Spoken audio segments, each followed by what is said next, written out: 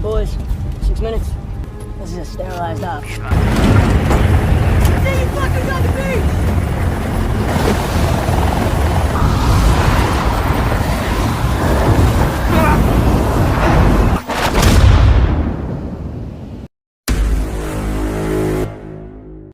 Film dibuka dengan ditampilkannya markas pasukan Amerika yang berada di Filipina. Dan inilah aktor utama dalam film ini yang bernama Sersan Kenny, anggota baru dari pasukan elit Amerika yang baru saja ditugaskan di markas ini. Tak berselang lama, datang komandannya yang bernama Sersan Kepala John Sugar. Singkat cerita, tim pasukan khusus diterbangkan menggunakan helikopter dalam misi membebaskan agen CIA yang ditangkap kelompok separatis Filipina. Menurut informasi yang tim dapatkan, agen CIA itu sedang mengumpulkan intel tentang pemasok senjata Rusia bernama Alexander Petrov, seorang mantan KGB. Selain Komandan John dan Kenny, ada anggota lain bernama Sersan Abel dan Sersan Bishop.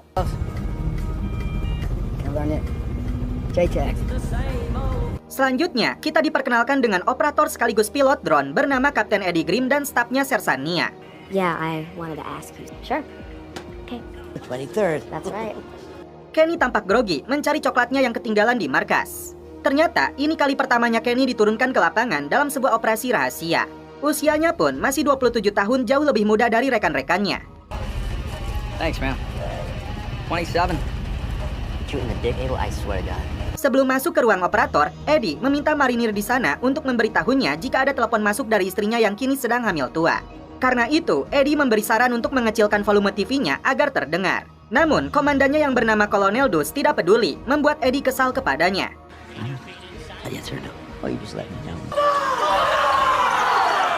Mendekati titik penerjunan, tim pasukan khusus mulai mempersiapkan diri. Here we go. At your weapon. I'm in a situation and I'm shooting. We got big fucking problems. In the rain. Operators. We're about to head into a shitstorm. Keep up. Komandannya menyuruh Kenny untuk fokus dan ingat dengan latihannya. John mencabut atribut di seragam militer Kenny karena misi ini sangat rahasia. Setelah terjun, Kenny kesulitan untuk bernapas dan menarik parasutnya. Way fucking higher.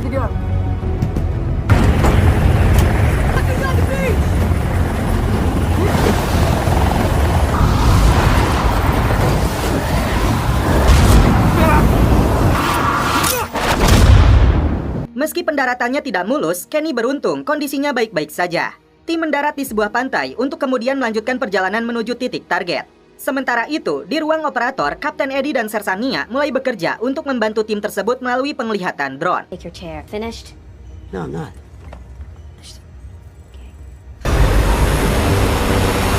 Setelah menyebutkan titik koordinatnya, markas bisa melihat keempat anggota pasukan elit ini dari udara. Drone yang diterbangkan membantu tim ini telah dilengkapi 2 Hellfire atau peluru kendali dan Blue 118 sebagai hulu ledaknya. Dari titik pendaratan, tim harus berjalan sejauh 8 km menuju zona target menembus hutan belantaranya wilayah Filipina. Kenny diberitahu timnya bahwa 2 minggu lalu, agen CIA itu telah ditangkap dan tim ini ditugaskan dalam misi penyelamatan. No, you shouldn't be. Yes. There are guys here. Step up your game. Sisi lain dari seorang Kapten Eddie, rupanya telah 4 kali menikah dengan mempunyai anak di setiap pernikahannya. Singkat cerita, tim pasukan khusus sudah berada 3 km dari zona target. Sersan Abel sempat mengeluh dengan lututnya yang pernah terluka akibat ledakan granat yang dilemparkan seorang anak kecil. Bishop sempat membahas perang di masa kini yang lebih banyak menggunakan teknologi dan drone tempur. Tapi menurutnya, secanggih apapun peralatan perang di masa depan, pada akhirnya ketika baterai peluru dan bomnya habis, maka pertempuran barbar antara manusia dengan manusia akan terjadi. Kesimpulannya, jangan pernah bergantung pada peralatan canggih. Tim mulai waspada setelah Abel melihat adanya pergerakan.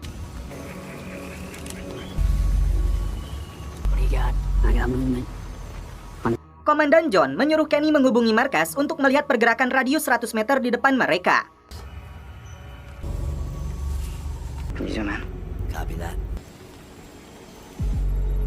Tiba-tiba, penglihatan dari udaranya mengalami masalah. Kapten terpaksa menarik drone-nya kembali ke markas untuk dilakukan perbaikan terlebih dulu. Benar saja, seperti yang diucapkan Bishop, mereka tidak boleh menggantungkan sepenuhnya pada alat.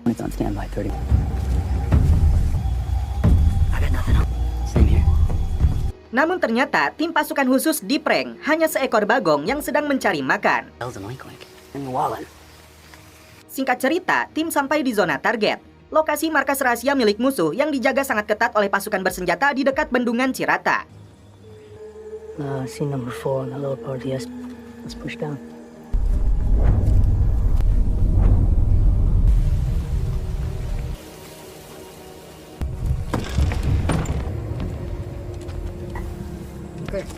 Komandan John membagi tugas, membagi anggotanya di beberapa titik. Good.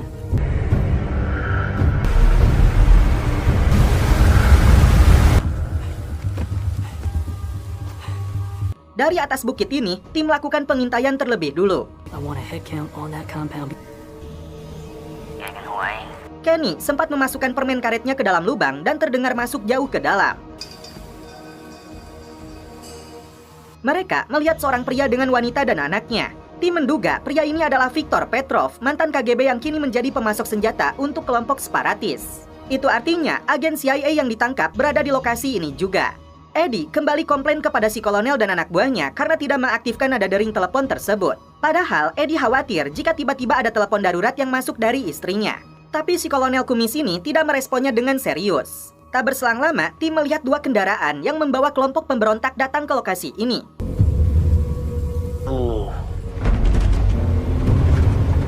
Ternyata mereka adalah kelompok Abu Sayyaf datang langsung bersama pimpinannya Said Hashimi.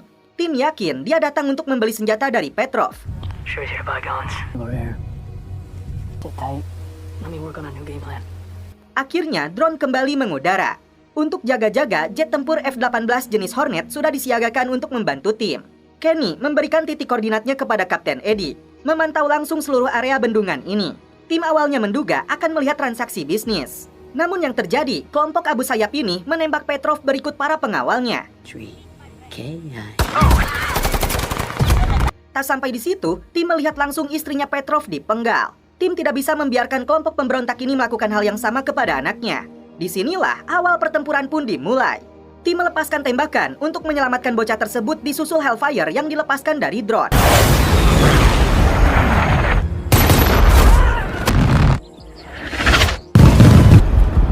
Anak itu berhasil selamat. Namun Kenny baru menyadari di bawahnya ada 3 musuh. Dalam hitungan detik, ketiganya tewas. Tapi ada granat yang meledak di dekatnya.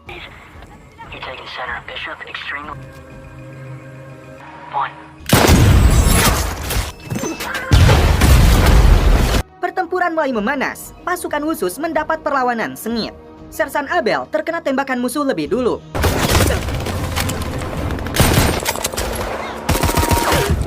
Kenny ditugaskan untuk membantunya. Di sisi lain, musuh dalam jumlah besar mulai berdatangan. Mereka melepaskan RPG.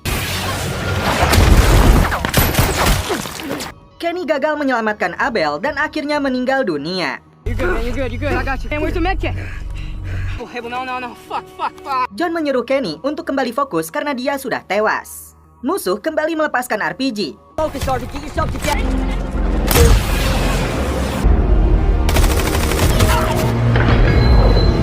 Kenny meminta bantuan Kapten Eddie untuk melumpuhkannya. Sayangnya, John dan Bishop terkena RPG.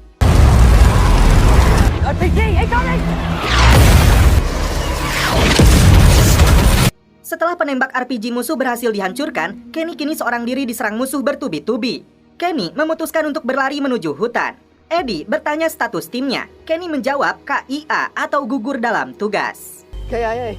Confirm your current grid location. Karena misi dinyatakan gagal, Kenny harus menuju titik penjemputan. Setelah 500 meter area di depannya dinyatakan clear, Kenny bisa bergerak. Karena melihat rekannya telah gugur, Kenny tidak sanggup menggerakkan kakinya. Setelah Kapten Eddie memberinya motivasi, akhirnya anggota pasukan khusus ini kembali berlari. Gotta move, man. Let's go. Come on, soldier. Tell me what you see.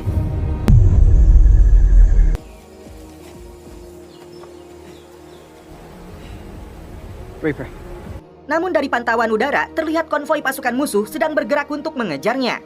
Kenny bersembunyi di dalam sungai saat musuh melakukan pencarian. Tally, eyes on target.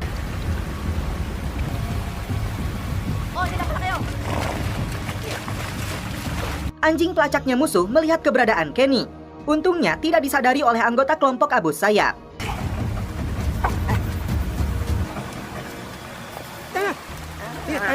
Untuk sementara, Kenny bisa bernafas lega. Kini, Kenny harus melanjutkan perjalanan menuju titik penjemputan yang berada di atas gunung sejauh 1,2 km lagi.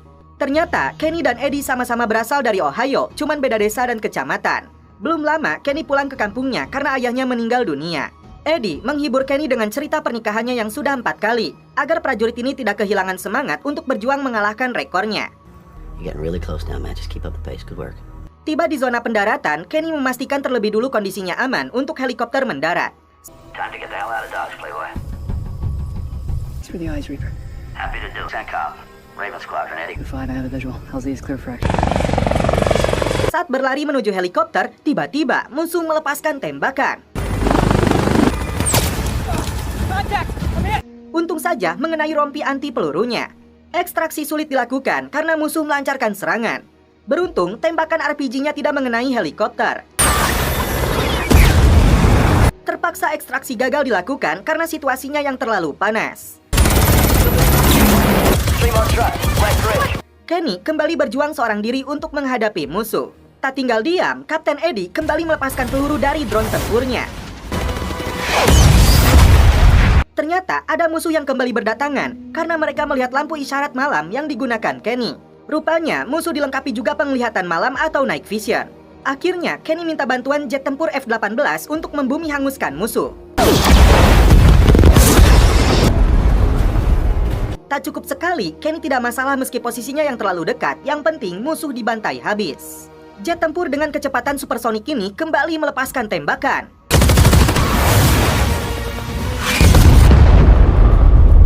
Playboy, I am Winchester. Hornet 1 is... Setelah situasi aman, Kenny kembali melanjutkan perjalanan menuju titik penjemputan lain sejauh 2 km yang berada di Bukit Besar arah timur laut. Sorry, but that is the closest LZ Ultimate LZ. is 90 mics. Kapten Eddie minta maaf karena ekstraksi gagal dilakukan. Eddie kembali menghibur Kenny. Jangan percaya Kapten Air Force biasanya penuh omong kosong. Rupanya, Eddie mantan pilot yang seharusnya menjadi jenderal. Namun dia tidak mau menjadi instruktur karena betah di lapangan. Dia ditempatkan di daerah terpencil selama 20 tahun di wilayah Australia. Kenny yang kurang fokus tergelincir ke dalam sungai. Meski kondisinya baik-baik saja, namun senjatanya tertinggal di atas. Masalah bertambah karena beberapa musuh datang ke arahnya.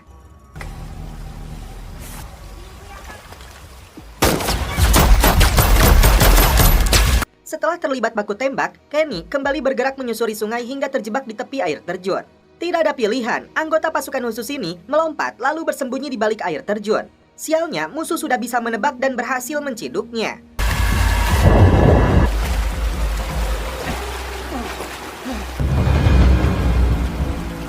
Meski sudah 12 jam bekerja, Eddie dan Nia minta persetujuan Kolonel Dus Packet untuk tetap bekerja sampai para prajuritnya dibawa pulang. Kolonel memberikan izinnya karena Eddie dan Nia mengaku masih tetap fit selama ada Kopai. Seorang prajurit tiba-tiba muncul di rumah persembunyiannya para pemberontak menghabisi mereka. Ternyata itu adalah Sersan John yang selama ini mengawasi Kenny. John dan Bishop selamat dari tembakan RPG, tapi kini Bishop ditangkap musuh karena lukanya yang cukup parah. Mereka berdua berencana untuk menyelamatkan Bishop sebelum dieksekusi mati. Di dalam lantai kayunya, John menemukan beberapa senjata milik pemberontak.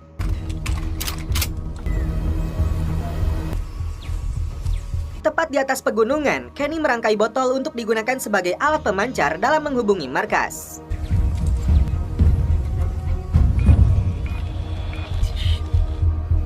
Meski Kapten tidak setuju dengan rencana Kenny dan John, namun mereka berdua akan tetap beraksi untuk menyelamatkan Bishop karena waktu yang terbatas. You heading, Playboy? Lost comms. Fuck. Connect me to CJ Sodov. Kembali ke bendungan, anggota tim pasukan khusus ini akan minta bantuan udara untuk melancarkan serangan sebagai pengalih perhatian. Saat itulah kesempatan terbaik mereka untuk menyelamatkan Bishop. Karena mereka hanya berdua, tentu misi ini tidak akan mudah.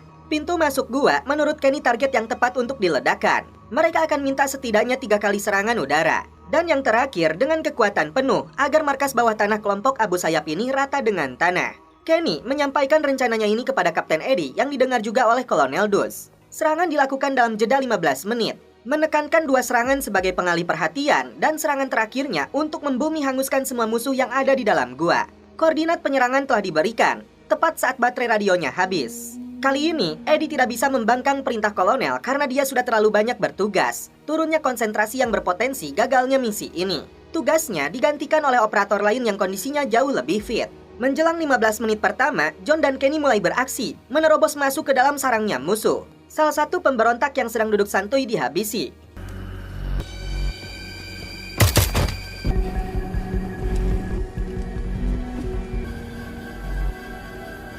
Selanjutnya, mereka berdua bergerak masuk ke dalam. Kali ini, John menggunakan pisau.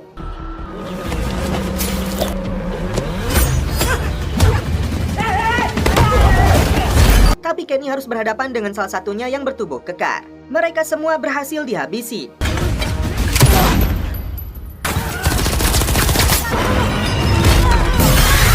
Baku tembak kembali terjadi. John sempat terkena peluru panas yang dilepaskan musuh. Mereka berdua dibuat kewalahan hingga granat meledak di dekat keduanya.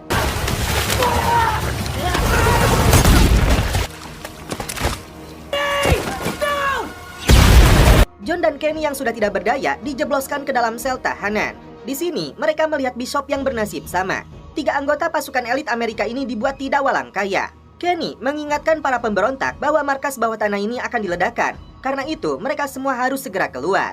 Namun musuh tidak peduli dengan ucapannya. 2 menit lagi, operator drone tempur akan melancarkan serangan. Ternyata, kelompok pemberontak ini akan mengeksekusi mati John terlebih dulu di depan kamera. Tidak ada yang bisa dilakukan oleh Kenny. Melihat komandannya ini dieksekusi mati oleh pimpinan Abu Sayyaf. Dia berucap kepadanya, "Selamat datang di Guantanamo." Pulang dari markas, Kapten Eddie merasa tidak tenang karena memikirkan para prajurit itu yang belum jelas bagaimana nasibnya. Giliran Kenny yang diseret dan dipukuli. Apakah nasibnya akan sama dengan Sersan John? Dari mulai golok hingga palu telah dipersiapkan sebagai alat untuk menyiksa Kenny. Said Hashimi tidak peduli dengan perkataan Kenny bahwa tempat ini akan diledakkan. Palu pun melayang yang mengakibatkan salah satu giginya rontok. Kenny dipaksa memberitahu di mana anggota pasukan Amerika lainnya. Karena dia tahu jet tempur Amerika berada di atas mereka, pimpinan kelompok Abu Sayyaf ini mengira ada pasukan Amerika lainnya yang berkomunikasi dengan mereka. Kenny sudah mengatakan tidak ada prajurit lain, tapi tempat ini akan dihancurkan. Tidak peduli dengan ucapannya, Kenny ditenggelamkan ke dalam air. Sementara itu, Kapten Eddie berada di sebuah supermarket untuk belanja kebutuhan dapur. Akhirnya, drone melepaskan peluru kendali pertamanya. Akibatnya, para pemberontak yang hendak membunuh Kenny terlempar hingga mampus.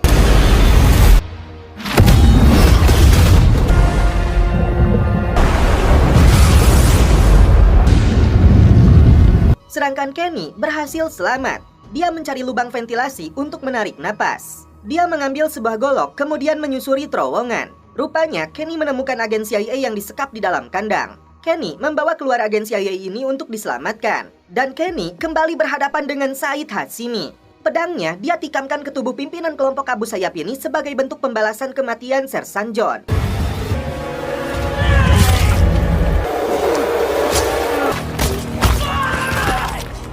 Kenny segera mengeluarkan Bishop dari dalam selnya tepat 5 menit lagi sebelum serangan udara dari jet tempur F-18 dilancarkan. Menggunakan radio yang dirampasnya, Kenny berupaya mencari sinyal untuk menghubungi markas. Panggilannya berhasil, tapi si kolonel dan anak buahnya ini malah sibuk nonton basket.